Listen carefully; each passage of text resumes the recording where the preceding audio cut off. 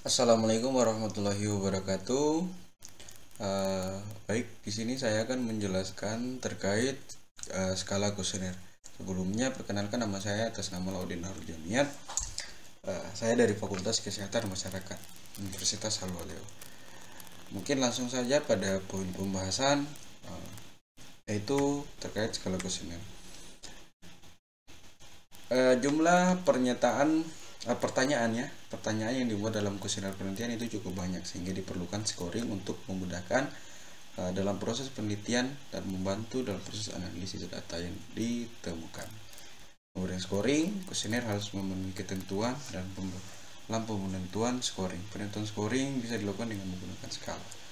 Nah, jadi untuk memudahkan peneliti dalam melakukan pengolahan data, kemudian proses penilaian dan kemudian proses analisis data terkait penelitian itu dilakukan dengan pemberian scoring pada kuesioner penelitian.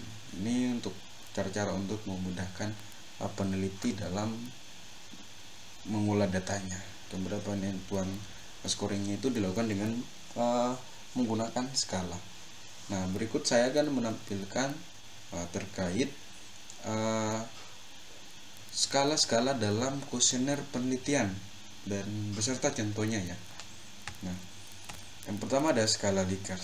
Jadi skala Likert itu digunakan untuk mengukur sikap, kemudian pendapat dan persepsi seseorang atau sekelompok orang yang mengenai gejala atau fenomena pendidikan.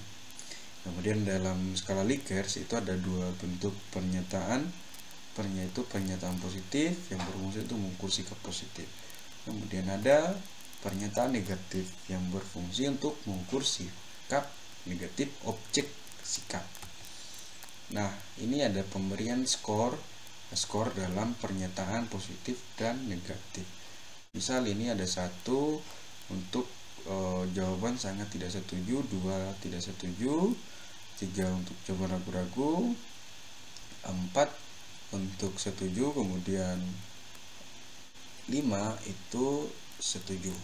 Ini untuk pernyataan positif. Sementara untuk pernyataan negatifnya justru kebalikannya.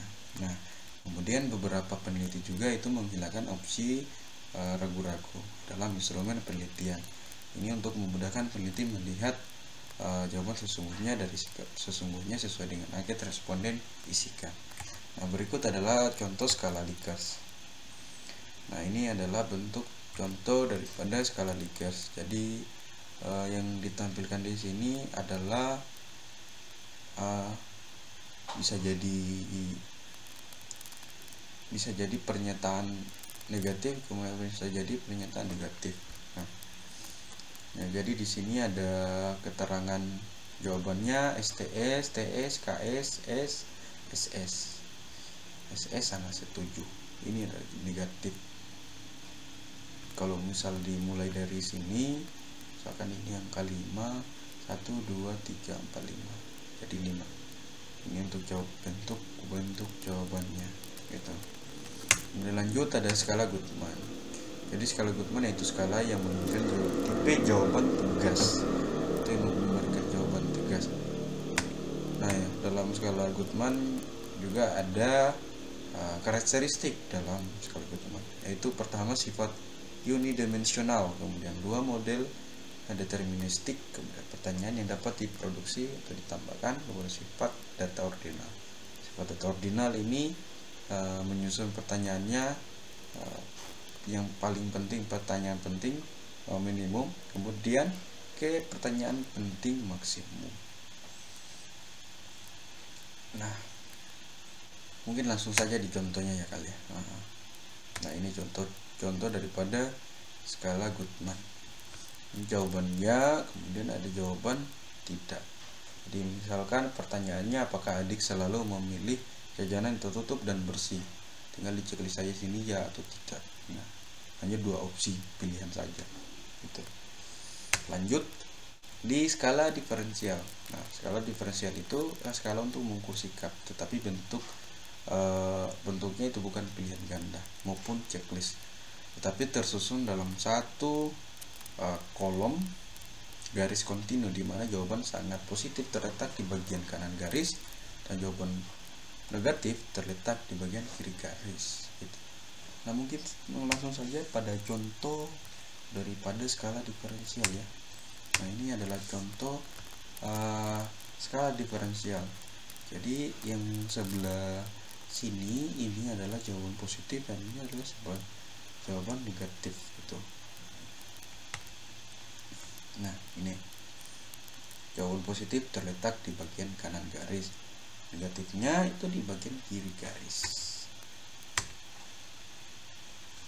Ini kanan garis positif, kemudian negatif di garis. Lanjut, skala rating scale. Nah, ini data-data dalam skala yang diperoleh melalui 3 macam skala yang ditemukan di atas adalah data kualitatif yang dikuantitatifkan. Jadi data kualitatif, kemudian bentuk jawabannya itu dengan kuantitatif. Berbeda dengan rating scale, data yang diperoleh adalah data kuantitatif atau angka. Jadi data yang diperoleh itu adalah bentuknya angka yang kemudian ditafsirkan dalam bentuk pengertian kualitatif atau dalam bentuk penjelasan gitu. Jadi datanya itu dari angka kemudian ditafsirkan ke atau dijabarkan ke bentuk penjelasan gitu. Seperti halnya skala lainnya dalam rating scale, responden akan memilih salah satu jawaban kualitatif yang telah disediakan. Nah, skala rating scale lebih fleksibel, tidak saja untuk mengukur sikap tetapi dapat juga digunakan untuk mengukur persepsi responden terhadap fenomena lingkungan, kemudian untuk mengukur status sosial, ekonomi, pengetahuan, kemampuan, dan lain sebagainya. Dalam rating scale yang paling penting itu adalah kemampuan menerjemahkan alternatif jawaban yang dipilih responden. Nah, peneliti harus pandai-pandai untuk menerjemahkan atau jawaban daripada responden tersebut gitu. Nah, ini adalah contoh rating scale. Nah, jadi di sini jawabannya itu data yang diperoleh dalam bentuk angka ya, 1 2 3 gitu. Jadi kemudian data yang diperoleh ini dalam bentuk angka, nanti hasilnya akan dijabarkan atau ditafsirkan ya ke bentuk penjelasan gitu. Nah, mungkin itu saja yang dapat saya jelaskan. Lebih dan kurangnya mohon dimaafkan. Billahi taufiq wal hidayah. Assalamualaikum warahmatullahi wabarakatuh.